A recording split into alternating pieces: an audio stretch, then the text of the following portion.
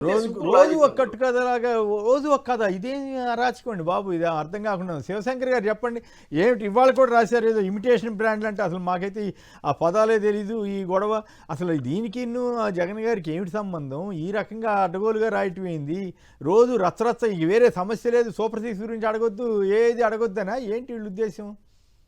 ఒకటి సార్, వీళ్ళు ఒకటికి 10 సార్లు, ఒకటికి 100 సార్లు డిఫరెంట్ యాంగిల్లో చదివితేనే ప్రేక్షకుడు ఏదన్నా కొంచెం నమ్ముతాడనే ఉద్దేశంతో పూర్తిగా ఆల్టరేషన్, అంటే అక్కడ ఏమీ లేకపోయినా కూడా ఒక సృష్టికర్త, ఒక డైరెక్టర్ ఏదో సినిమా తీస్తే ఒక రైటర్ కి అప్పచెప్తే ఇష్టం వచ్చిన 4-5 రీతుల్లో కథ రాసినట్టు లేనిది రాయడమే కదా, లేనిది ఉన్నట్లుగా రాయడం. కాబట్టి ఒక్కొక్క రోజు ఒక్కొక్క కథ, ఒక్కొక్క రోజు ఒక్కొక్క కథ, స్క్రీన్ ప్లే దర్శకత్వంతో అక్కడి నుంచి వస్తుంది, ఇక్కడ రాయడము. ఈ ఎల్లో మీడియాకి అదే పని అయిపోయింది. మీరు అన్నట్టు నిన్న గోల్డ్ అన్నారు, ఈ రోజు ఇమిటేషన్ బ్రాండ్ అంటే, అది కూడా ఇమిటేషన్ ఎట్లా? వాళ్ళు చెప్పేది ఒక బ్రాండ్ ఏదైనా ఉంటే నైక్ బ్రాండ్ ఉంటుంది, ఒక 1000 రూపాయలు తీసుకొని వచ్చేసి, లేదా 2000 ఉందనుకోండి, నైక్ సేమ్ సిమిలర్ లోగో లాగా పెట్టంట, దాన్ని మామూలుగా 100 రూపాయలకి అమ్ముతారు, 200ది 2000 100 రూపాయలకి అమ్ముతారు. కానీ వీళ్ళు రాసేది ఇమిటేషన్ బ్రాండ్ కి 1000 రూపాయలు ఉంటే 2000కి అమ్మారంట.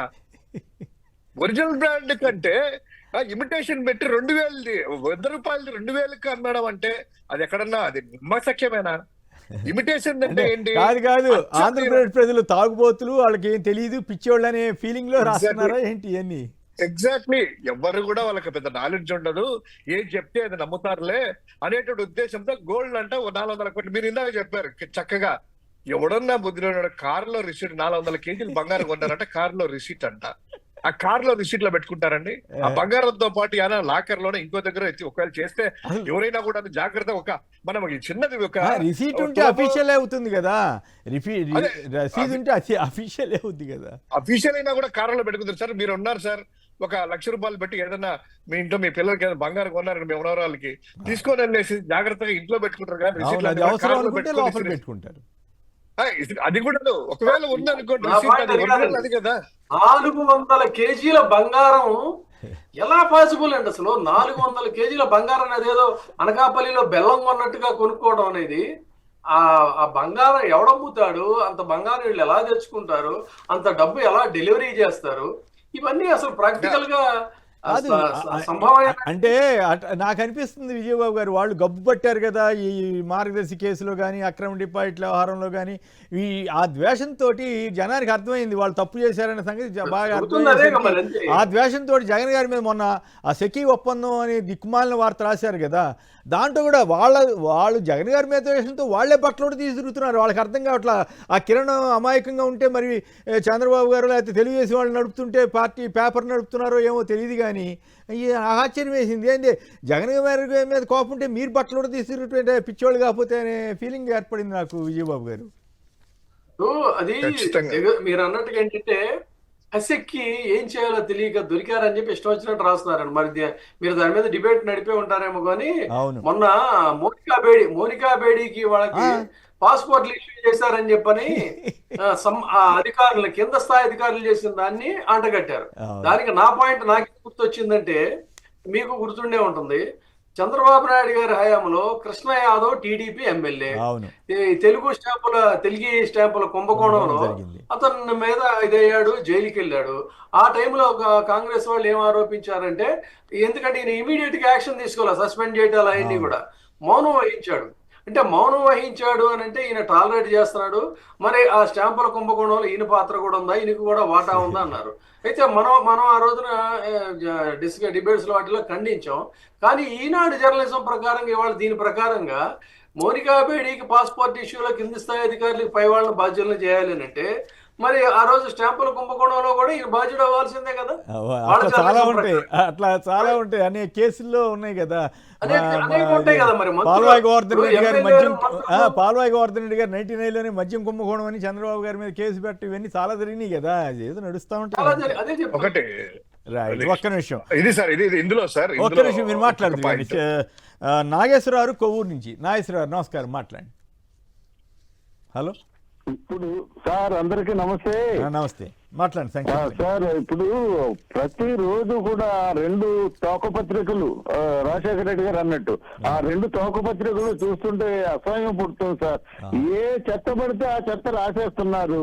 మరి దీనికి ఇప్పుడు ఆధారాలు లేకుండా అలా రాసేస్తే మనం అలా గమ్ముగా ఉంటాం సార్. ప్రతి వార్తకి 100 కోట్ల రూపాయలు పరువు నష్టం దావా వేయాలి సార్.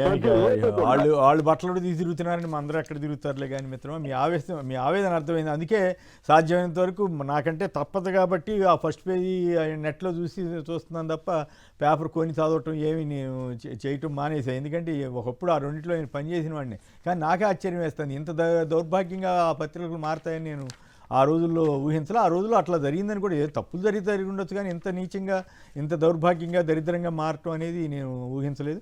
రైట్, ఏం చేస్తాం. ఇక శివశంకర్ గారు చెప్పండి, మీరు మాట్లాడండి. మీరు ఇప్పుడు మంత్రులు మాట్లాడకూడదు నిన్న క్యాబినెట్ లో చెప్పినట్టు మొత్తం అంతా కూడా ఎల్లో మీడియా రాసింది కదా. ఎల్లో మీడియా ఇంకెందులో మీరు మాట్లాడుతున్నా, లేకపోతే నిజంగానే ఇంకేదన్నా కారణమా? అదే కారణం ఏంటంటే మామూలుగా చంద్రబాబు నాయుడు నేతృత్వం ఏంటి, అనే వ్యక్తిత్వం ఏంటంటే ఎవరైనా ఎదుటోళ్ళు మాట్లాడితే ఆ సేమ్ కులమన్నో సేమ్ మతమన్నో పెట్టి మొత్తం అంతా కాంపిటీషన్ పెట్టి ఫస్ట్ ప్రైజ్ నీకు, సెకండ్ ప్రైజ్ నీకు, రాజ్యసభ నీకు ఇస్తానని చెప్పి పాపం వల్లరామయ్య లాంటి వాళ్ళందరినీ కూడాను రెచ్చగొట్టి పంపించేసి పోటీ పెడతారు కదా కాంపిటీషన్. ఈ రోజు ఎందుకు ఇది మాట్లాడలేదంటే ఇది లేదు కాబట్టి వీళ్ళు ఎక్కడ బయట నిజాలు మాట్లాడతారో. ఇందాక విజయబాబు గారు చెప్పినట్టు ఒక నిజం అయితే మీరు మాట్లాడినా అదే, నేను మాట్లాడినా ఇదే. ఇప్పుడు హైదరాబాద్ విజయవాడ ఎంత దూరం ఉన్నాయి అంటే మీరు చెప్పినా నేను చెప్పినా అంతా అదే. అలా కాకుండా తలా ఒక మాట మాట్లాడితే అబద్ధాన్ని కాబట్టి తలా ఒక మాటలు మాట్లాడేసేసి దాన్ని ప్రజల్లో ఎక్కడ దొరికిపోతామో ఎల్లో మీడియాతో రచించేటువంటి ఇది అనేటువంటిది భయముతో ఎవరిని మాట్లాడద్దు దయచేసి అనేటువంటి రిక్వెస్టింగ్ మోడ్ లోకి వెళ్ళిపోయాడు. ఇక రెండవది, నిన్న జగన్మోహన్ రెడ్డి గారు కూడా చక్కగా చెప్పారు సార్. దీని గురించి కూడాను పాయింట్ టచ్ చేస్తా. ఒక మ్యానుఫ్యాక్చర్డ్ ఎవిడెన్స్, అదే విధంగా ఒకరిని పట్టుకొని వాడి చేత ఏదో కన్ఫెషన్ స్టేట్మెంట్ ఇచ్చేసి ఒక ఏదో వారి ద్వారా ఇంకొకరిని అరెస్టులు చేస్తా. ఈ విధంగా ఎట్లయిపోయిందంటే ఈ యొక్క మద్యం కుంభకోణంలో కూడాను ఏమీ లేని దాన్ని ఆ యొక్క స్కామ్ గా క్రియేట్ చేసేసేసి ఎవరినో పట్టుకొని, ఎవరో అనామకుడు రాసిన లెటర్ను పట్టుకొని ఇదంతా చేసేసి కన్ఫెషన్ స్టేట్మెంట్ అని చెప్పి ఆయన రాజకేశ్ రెడ్డి ఎవరో మంత్రి చెప్పారు మెజిస్ట్రేట్ ముందు, అయ్యా వాళ్ళు ఏదేదో చెప్పారు, నేను సంతకం పెట్టలేదు, అది నా సంతకం కాదు, వాళ్ళు ఫోర్జరీ పెట్టారనేటువంటిది కూడా దేని చెప్పారు. ఈ విధంగా ఒక వ్యక్తిని టార్గెట్ చేసుకొని, ఒక పార్టీని టార్గెట్ చేసుకొని చేయడమే తప్ప ఫోర్జరీ కాదు, సంతకం పెట్టలేదని వాళ్ళే చెప్పినట్టున్నారు. సిఐడి వారే సంతకం అయితే పెట్టలేదు, రిపోర్ట్ అయితే ఉందని వాళ్ళే చెప్పేసినట్టున్నారు. ఫోర్జరీ ఆ డాక్యుమెంట్ చదివి వినిపించినప్పుడు ఆయన సంతకం పెట్టలేదు. అంటే వాడు టైప్ చేసినటువంటిది, టైప్ చేసింది ఏంటి, ఇలా ఉంది, ఇలా చెప్పిన తర్వాత ఆయన సంతకం పెట్టలేదు. దాని మెజిస్ట్రేట్ మీద ఇదేం చెప్పి బయట బట్టబయలైంది. ఊహాగానాల ఆధారంగా కేసులు పెట్టడం అంటే ఇదే అనిపిస్తా ఉంది. పైగా ఇంకోటి ఏంటంటే ఆ రోజుల్లో జగన్ గారి టైంలో అసలు వాళ్ళు తెలుగుదేశం వాళ్ళ మీద ఎంత అరాచకం చేసినా, ఎన్ని కేసులు పెట్టినా, ఏ కేసు పెట్టినా కూడా టక్కున బయటకు వచ్చేసేవాళ్ళు. మరి మీ వాళ్ళు ఎందుకు రాలేకపోతున్నారు? అదే సార్, వ్యవస్థలన్నిటువంటిది మేనేజ్ చేసుకోవడము, వ్యవస్థలు నిర్వీర్యం చేయడము, తన చెప్పు చేతుల్లో పెట్టుకోవడము దీన్ని. లేకపోతే సార్ అదే అచ్చెన్నాయుడు గారు ఏదో ఫైల్స్ అని చెప్తే రమేష్ హాస్పిటల్ అనుకుంటే ప్రైవేట్ హాస్పిటల్లో కూర్చొని సూపర్గా ట్రీట్మెంట్ తీసుకుంటా ఉండే. అదే పాపం వంశీకి, అదే వల్లభనేని వంశీకి ఏ విధంగా అస్తమాతో ఏ విధంగా బాధపడుతున్నాడు, నడుము నొప్పితో మనిషి కూడా చూశారు ఎలా అయిపోయాడో ఏంటని. అయినా కూడా దానికి ట్రీట్మెంట్ కానీ దీనికి ఇవ్వడానికి కూడాను వ్యవస్థలన్నీ కూడా చంద్రబాబు చేతిలో ఉన్నాయి కాబట్టి ఇది ఉంది. కాకపోతే ఒకటి సార్, న్యాయం అనేది స్లోగా గెలుస్తుంది, అన్యాయం తొందరగా గెలవచ్చు, సత్యం అనేటువంటి నిలబడుతుంది, ధర్మం నిలబడుతున్నటువంటిది మా పార్టీ కానీ మా జగన్ గారి మా అధ్యక్షుల వారి సిద్ధాంతం ప్రకారం ఖచ్చితంగా న్యాయం అనేటువంటిది లేటుగా జరుగుతుంది.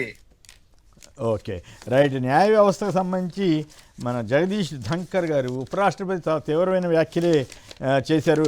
అది మీరు గమనించారా విజయబాబు గారు? సంక్షిప్తంగా ఒక మాటలో చెప్పండి, టైం అయిపోయింది. న్యాయ వ్యవస్థ మీద తీవ్రమైన ఆరోపణలు విమర్శలు చేసినట్టున్నారు కదా.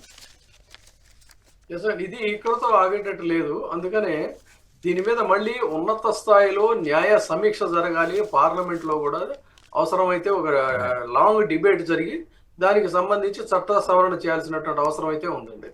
ఈ ఫ్రిక్షన్ ఏంటంటే 2 వ్యవస్థల ఫ్రిక్షన్ ఎటువంటి పరిస్థితుల్లో కూడా అది కరెక్ట్ కాదు. దీనికి ఒక సొల్యూషన్ అయితే మాత్రం కాదు. ఉపరాష్ట్రపతి హోదాలో ఉండి ఆ రకంగా మాట్లాడడం అనేది ఆయన మామూలుగానే దుడుకు వ్యక్తిగా గుర్తింపు పొందారు. బట్ రెండోసారి ఆయన మాట్లాడటం, ఆ విధంగా మాట్లాడటం రెండోసారి. ఏదైనా కూడా హోందాగా ఒక సమస్య అనేది మారుతున్నటువంటి వ్యవస్థలో చట్టాలను కూడా మార్చుకుంటూ పోవాల్సిన అవసరం ఉంది. కాబట్టి న్యాయ సమీక్ష తక్షణం జరగాల్సిన అవసరం ఉందండి.